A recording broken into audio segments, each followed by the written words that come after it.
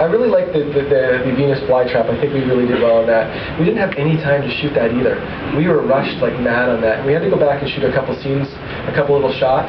But Noam Jenkins, who was in the trap, was great because he basically wore that trap for about 8 hours, and it was really heavy.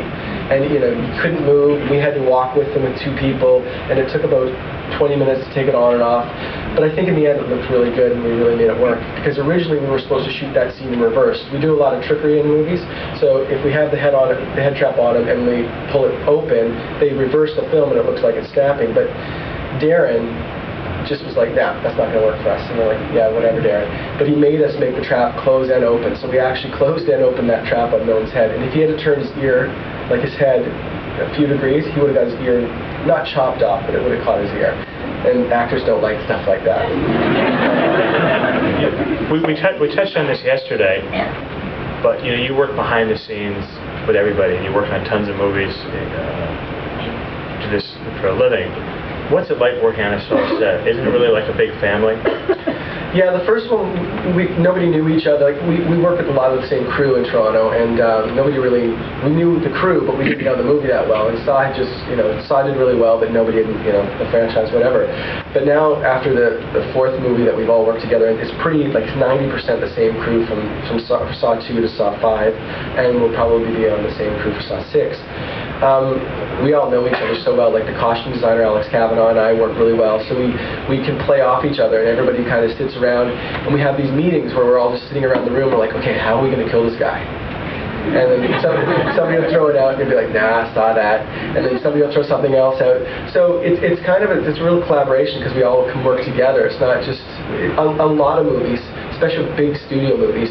You get the script and you do exactly what's in the script, and you're told what to do and what not to do. And it's kind of like you're a robot to the movie. But there's a lot of creative freedom, and it's great working with the actors because Tobin, Shawnee, Bahar, they all trust us, so we can bring stuff to them and say, hey, what do you think about this? And it'll be great. Or Tobin will just call me at 3 o'clock in the morning when he has an idea, and he'll be like, hey, I was thinking I'd like to eat Cheerios in this scene where Donnie comes in and sees me. I'm like, are you kidding? He's like, no. I was like, okay, we'll get you Cheerios. And wait, I want red drumsticks. Do they have to be red, Tobin? Oh yeah, they have to be red.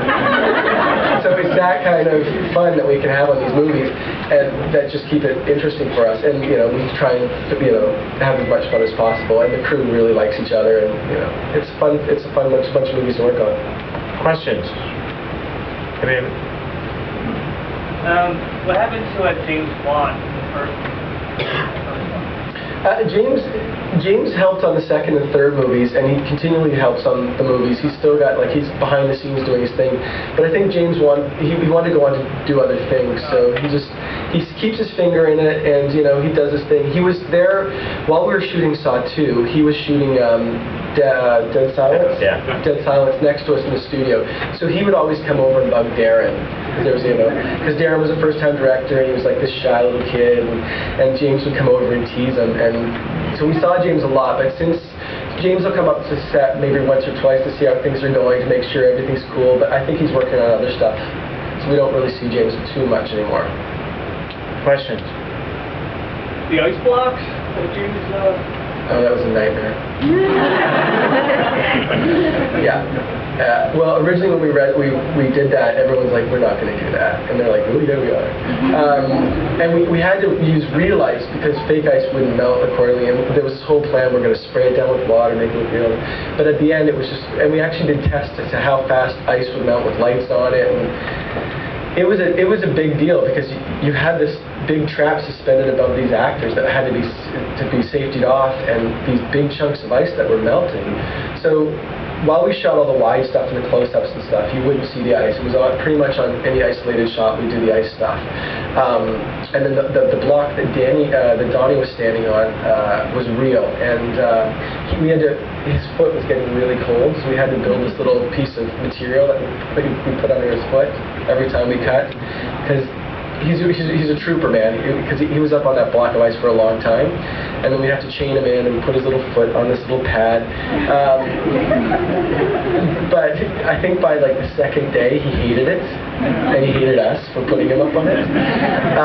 And then we were just also like we had tested that trap and it looked good, but you never know when you're going to roll on it. And it was a huge reset, and a huge reset on a Saw movie means pretty much another day of shooting, and they don't like to do that because we're really to deliver the movie, to get it shot and to get it edited and get it to theaters. Our time frame is quite small, so we had to really hammer through that. So we had to get it right.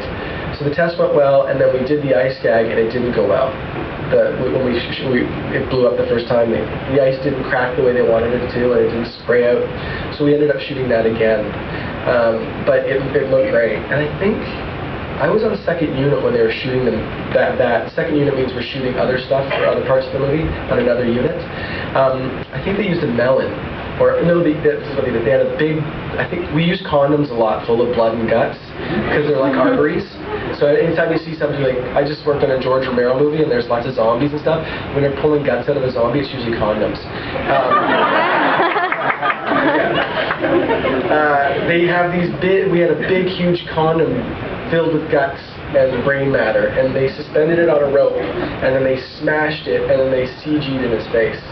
So, I mean... Why don't you explain what that means? Oh, CG is computer generated. So they take a composite of his face and put it over top of the condom full of guts, and then make his face disappear, and it looks like his head exploded. So, and Donnie was loving that too. He thought that was great, because he's a good guy.